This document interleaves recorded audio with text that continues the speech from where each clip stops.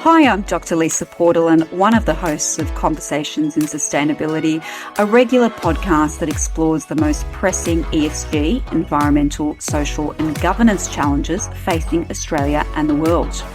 Produced by Green Horizon, the specialist sustainability arm of Sydney-based communications agency Horizon Communication Group, the podcast cuts through complexity to uncover the real stories shaping our sustainable future.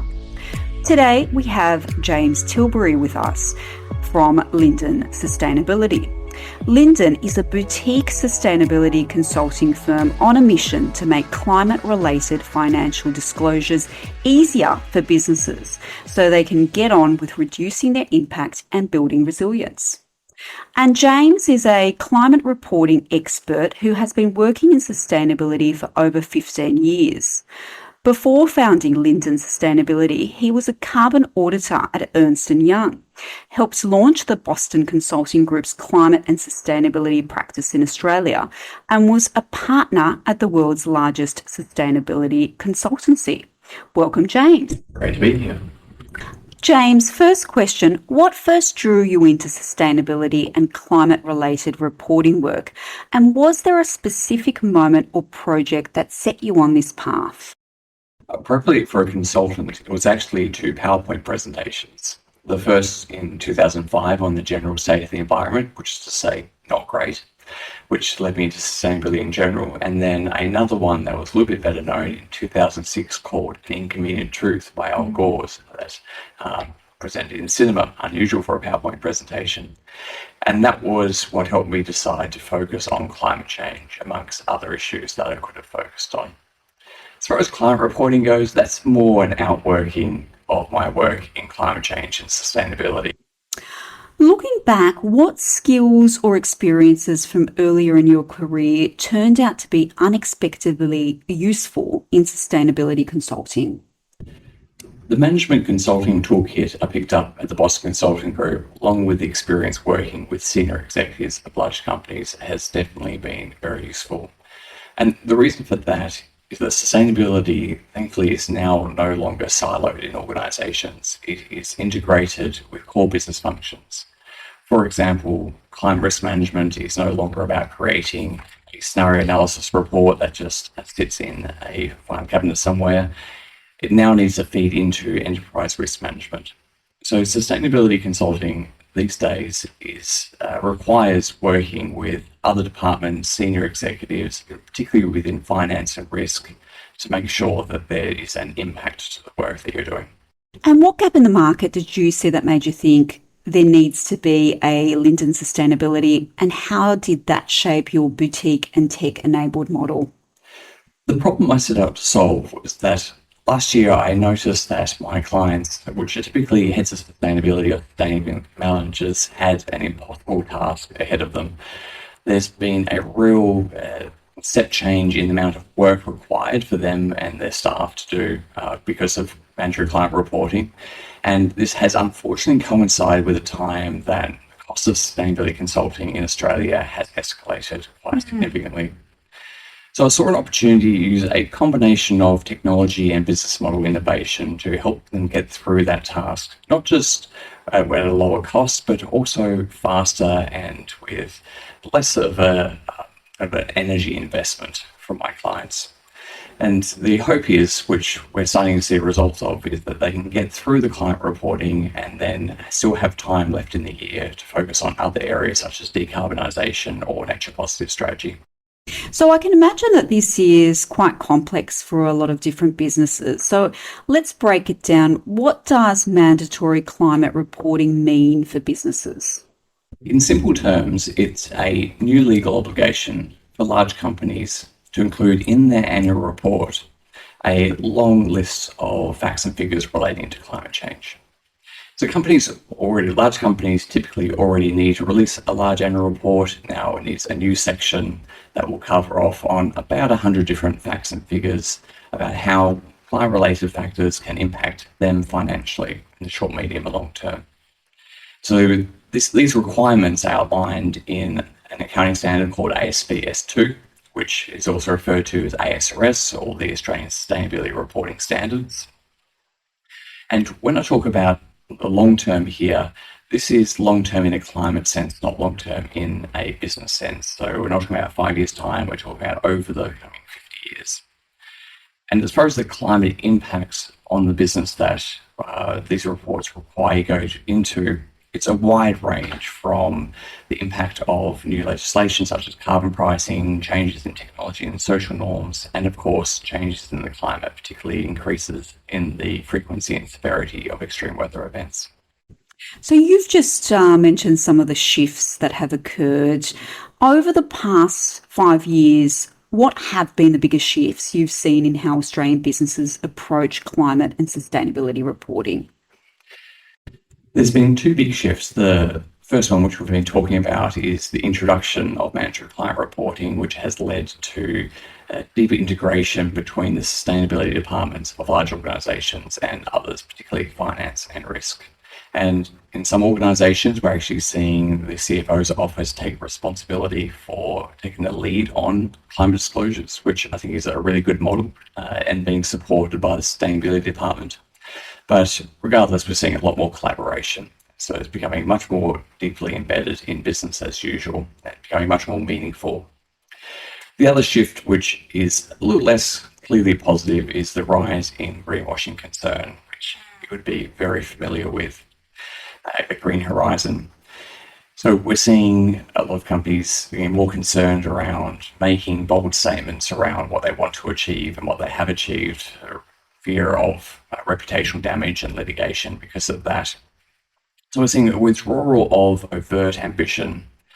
There is a question of whether that ambition was realistic in the first place, but either way, the silver lining there is we're seeing more companies spend more time on developing detailed plans, particularly short-term plans, looking into where they're going to get the resources to implement those transition plans, emissions reduction initiatives. So that is a positive development on that front.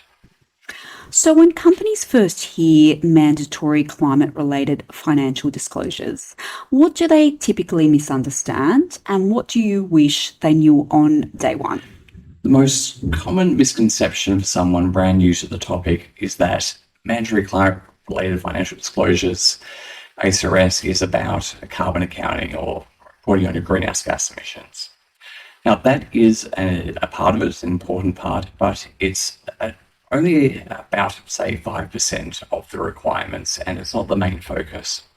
These aren't reports on the impact of your organizational climate. These are reports on the impact of climate change on your organization. They're risk reports, and quite detailed ones that really focus in on how climate-related factors, such as the ones I went into before, can financially impact your business. So you describe the new requirements as a positive step but a real burden, which I can imagine a lot of businesses might think the same. In your view, how can businesses convert compliance into something strategically useful rather than just reporting? I often talk about the Maslow's hierarchy of needs, or if you would allow me, Maslow's hierarchy of ESG in this context, because it's really hard for companies to focus on high-level aspirations when they're not sure they're going to meet their base compliance requirements. So that really is the first step of just making sure you're going to meet the requirements on time. It's a big enough challenge. And then you can move on to high-level strategic aspirations. But I am already starting to see a wider organizational impact of these reporting requirements, or also the work that goes into them. For example, there's quite specific disclosure requirements around how you're managing climate risks that may go beyond what an organization is doing for all their other risks. And so we're seeing an increase in the sophistication with which organizations are managing all risks through the enterprise risk management system, triggered by these climate disclosures. So that's going to have much wider benefits to the business than just compliance. But I think more importantly, once we are through this stage of putting together all the systems and the governance in place in order to get the information for these reports, we'll be in a much stronger position. There'll be a much stronger foundation upon which businesses can develop risk management strategies, decarbonisation plans, and pursue green growth opportunities. I really like that comparison with Maslow's hierarchy of human needs.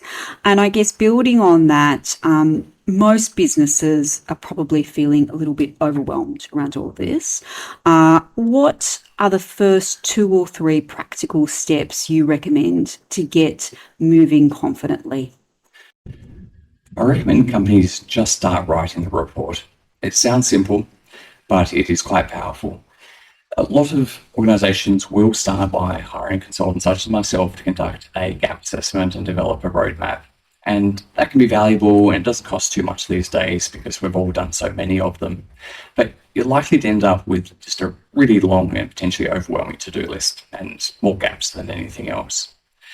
But if you sit down and write a draft report, and I'm happy to share templates to help walk people through this process, you will get a much more deeper understanding of the standards than just reading a consultant report or reading the standards themselves.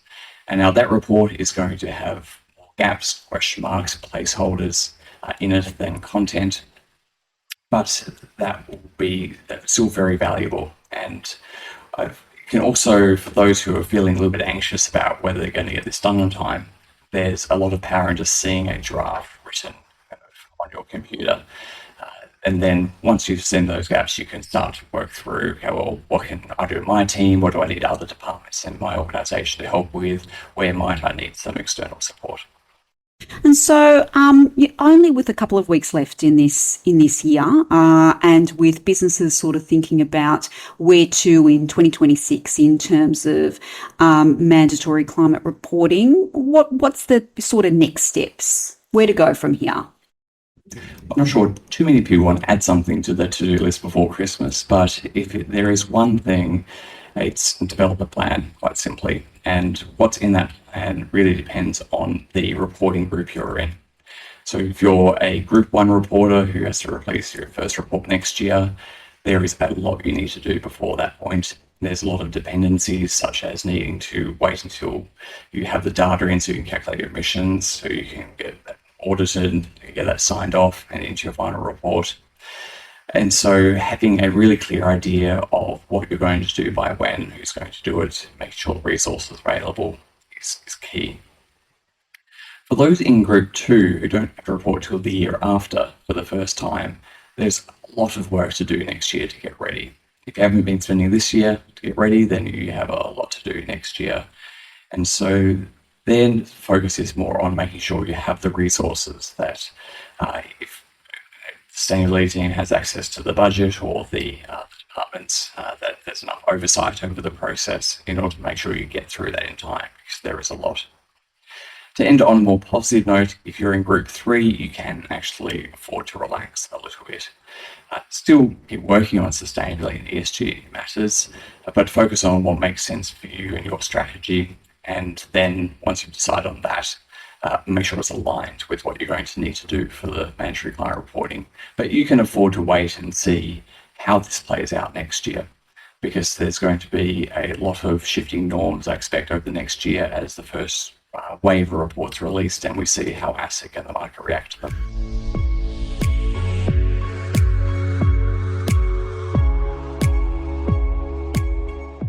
So that was James Tilbury from Linden Sustainability, and he was guiding us through mandatory climate reporting and some really practical tips for organisations and businesses out there. Thank you so much, James. Thanks for having me.